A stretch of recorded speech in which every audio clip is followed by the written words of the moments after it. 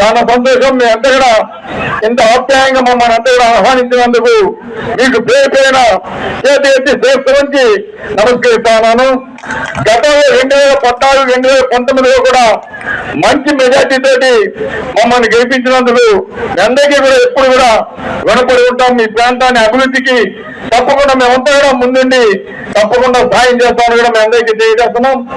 ఈ రోజు మనం జగనన్నని ఈ రాష్ట్రానికి ముఖ్యమంత్రి చేసుకోవాల్సిన ఆవశ్యకత ఎంతైనా ఉంది. ఎందుకంటే ఈ రోజు పేదల పక్షాన ఉంటూ పేదలకి మంచి చేస్తూ ఈ రోజు అనేక పథకాలు ఈ రోజు జగన్మోహన్ రెడ్డి గారు పార్టీలకు అతీతంగా ఇచ్చారంటే నిజంగా ఎంత సంతోషమో ఒక్కసారి ఆలోచించాలని కూడా మీ అందరికీ తెలియజేస్తున్నాం.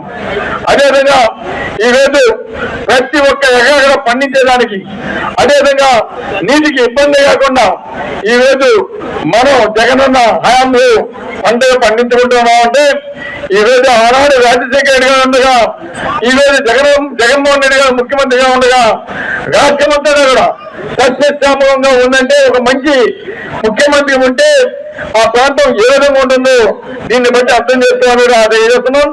ఈ రోజు ప్రతి ఒక్క అక్కజయమ్మ కూడా గడపకి నేను ప్రతి ఒక్క ఇంటికి రావడం జరిగింది.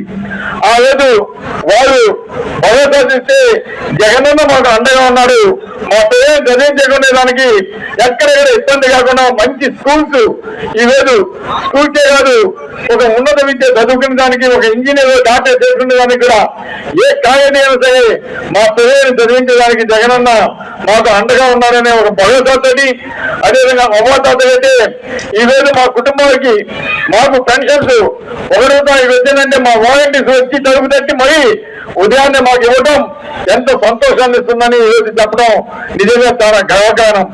అందుకే ఈ రోజు ప్రజలంతా కూడా మళ్ళా జగన్మోహన్ రెడ్డి గారిని ఈ రాష్ట్రాన్ని ముఖ్యమంత్రి చేసుకుంటే తప్పకుండా ఈ పథకాలన్నీ కూడా మనకు వస్తాయి.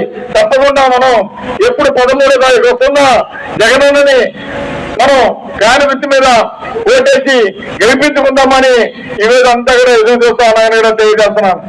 అందుకే ఈరోజు అందరూ తెలుసు ఈరోజు జగనన్న తర్వాత జగనన్న లాంటి వ్యక్తి మన విజయసాయి గారు ఈరోజు ఎంపీగా పోటీ చేస్తున్న వ్యక్తి.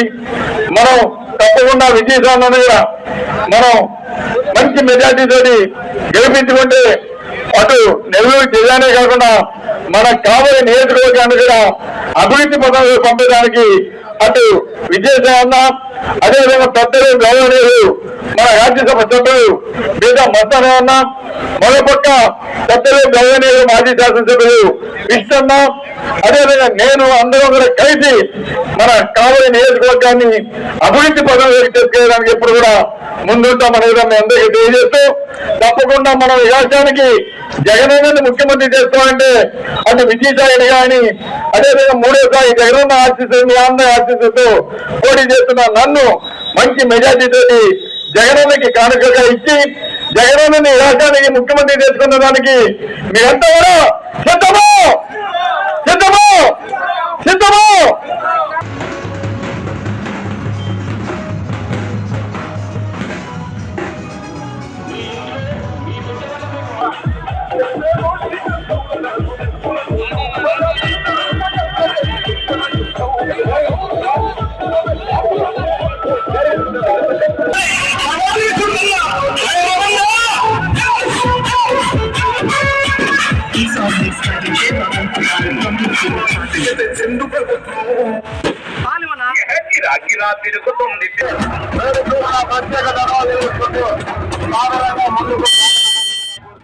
JVP brain and spine centre 20 సంవత్సరాల అనుభవంతో దేశ విదేశాలలో 10,000కు పైగా సర్జరీలు చేసి ఎన్నో అవార్డులు పొంది ప్రముఖ కార్పొరేట్ హాస్పిటల్స్ లో అందరికీ సుపరిచితమైన డాక్టర్ జి వెంకటేశ్వర ప్రసన్న గారి ఆధ్వర్యంలో ఇప్పుడు అన్ని రకాల తల, మెదడు, వెన్నుపూస సమస్యలు మరియు శస్త్రచికిత్సల కొరకు వన్ స్టాప్ సొల్యూషన్ అందించే exclusive hospital JVP brain and spine centre, Subrahmanya Swamy గుడి వెనుక, సన్నే మార్కెట్, నెల్లూరు.